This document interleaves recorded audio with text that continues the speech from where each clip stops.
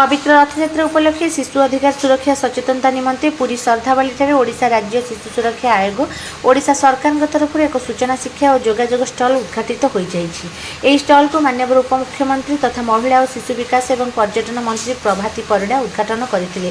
उद्घाटन भाषण में उपमुख्यमंत्री कहिथिले रथयात्रा को शिशु सुलभ करने, शिशु मान अधिकार को सुरक्षित रखा और सेमानंकर स्वार्थ को परिपूर्ण करने आम समस्तंकर दायित्व। स्वेच्छासेवी, स्थानीय बासिंदा, पुलिस सर्वोपरि सर्वसाधारण माने शिशु मानक सुविधा प्रति संवेदनशील हुई शिशु अधिकार सुनिश्चित करने को आगे आसवा उचित। ଏହି ଅବସରରେ ରଥଯାତ୍ରା ସମୟରେ ଶିଶୁମାନଙ୍କ ଉଦ୍ଧାର ଥଇଥାନ ନିମନ୍ତେ ନିଯୁକ୍ତ 60 ଜଣ ସ୍ୱେଚ୍ଛାସେବୀଙ୍କ ସହିତ ଆଲୋଚନା କରିବା ସହିତ ଓଡ଼ିଶା ଶିଶୁ ଅଧିକାର ସୁରକ୍ଷା ଆୟୋଗଙ୍କ ଦ୍ୱାରା ପ୍ରକାଶିତ ଶୈଶବ ସୁରଭି ପତ୍ରିକା ଉନ୍ମୋଚନ କରିଥିଲେ। ଏହି କାର୍ଯ୍ୟକ୍ରମରେ ଓଡ଼ିଶା ରାଜ୍ୟ ଶିଶୁ ଅଧିକାର ସୁରକ୍ଷା ଆୟୋଗ ଅଧ୍ୟକ୍ଷା ବବିତା ପାତ୍ର ଅଧ୍ୟକ୍ଷତା କରିଥିବା ବେଳେ ଆୟୋଗର ସଦସ୍ୟ ଚନ୍ଦନା ଦାସ, ମନସ୍ମିତା ଖୁଣ୍ଟିଆ, ସୁଜାତା ନାୟକ, କସ୍ତୁରୀ ମିଶ୍ର, କଳ୍ପନା ଲେଙ୍କା ପ୍ରମୁଖ ଉପସ୍ଥିତ ରହି କାର୍ଯ୍ୟକ୍ରମରେ ସହଯୋଗ କରିଥିଲେ। निमंत्रित अतिथि भाव में सांसद संबित पात्र, विधायक आश्रित पट्टनायक, ओम प्रकाश मिश्र, सुनील महांती प्रमुख जोग देइथिले। यूनिसेफ प्रतिनिधि सुगत राय, माना विश्वास, घासीराम पंडा, चक्रधर साहू प्रमुख कार्यक्रम में सहयोग करथिले एवं शिशु मंगल कमिटी अध्यक्ष महावीर रुद्रनारायण साहू, जिला शिशु सुरक्षा अधिकारी मनोज कुमार त्रिपाठी और अन्य कर्मकर्ता और अधिकारी माने उपस्थित रही। यह स्टल बाहुड़ा यात्रा पर्यंत जनसचेतनता सृष्टि करने सहित बालाश्रम अंतेवासी द्वारा विभिन्न कृति एठारे प्रदर्शित हेबो बोली आयोगर अध्यक्षा श्रीमती बबिता पात्र कहिसेंति।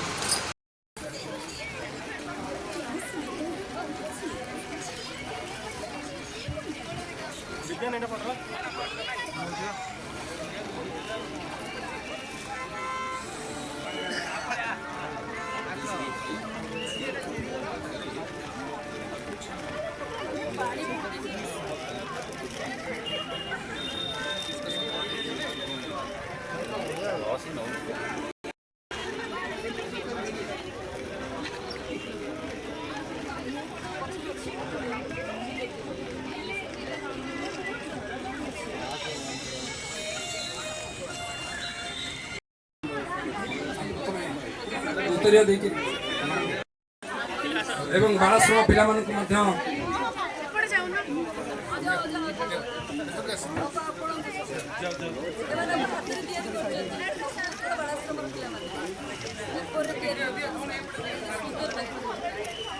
उत्कल बालाश्रम पिला माने तांकर अवसर विनोदन समय जो कागज रे फूल तैयारी करछंती निजर कुनी कुनी हाथ रे से फूल देई से माने उपमुख्यमंत्री महोदय तथा हमारा विधायक पुरी को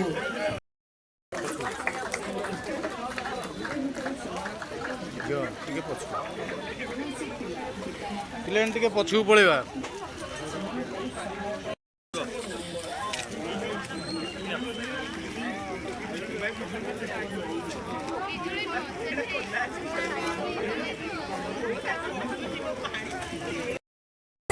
उपस्थित अच्छे कस्तूरी मिश्र महोदय, चंदना दास महोदय, सुजाता नायक महोदय एवं कल्पना लेंका महोदय, मु समस्त को पुणी थे कह करताल देकी समस्त स्वागत जनवा।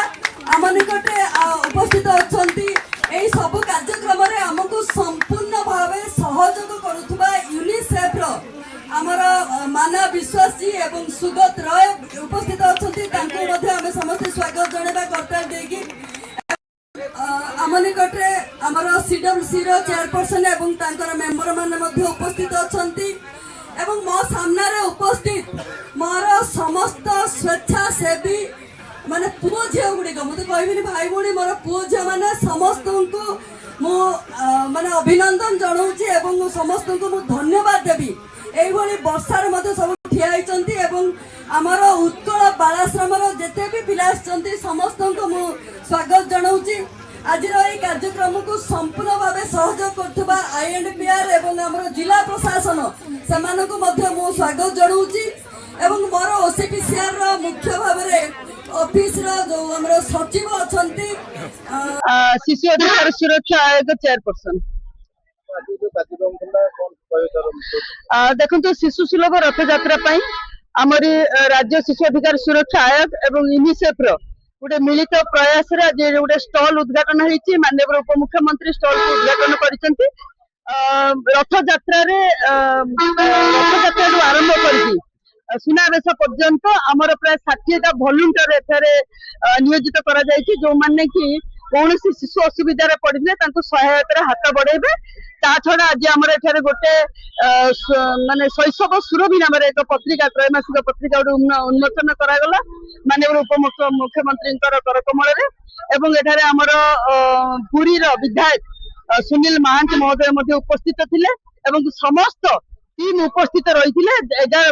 ସୁନାବେଶ ପର୍ଯ୍ୟନ୍ତ ଆମର ସମସ୍ତେ ନିରନ୍ତର 24 ଘଣ୍ଟା ପୁରୀରେ କିଭଳି ଭାବରେ ଗୋଟିଏ ବି ଶିଶୁ ଅସୁବିଧାରେ ନ ପଡୁ, ଶିଶୁ ମାନଙ୍କୁ କିଭଳି ଭାବରେ ସୁରକ୍ଷା ଦେଇପାରିବ, ସେମାନଙ୍କର ଯତ୍ନ ନିଆଯାଇପାରିବ, ତା ଉପରେ କାମ କରାଯିବ।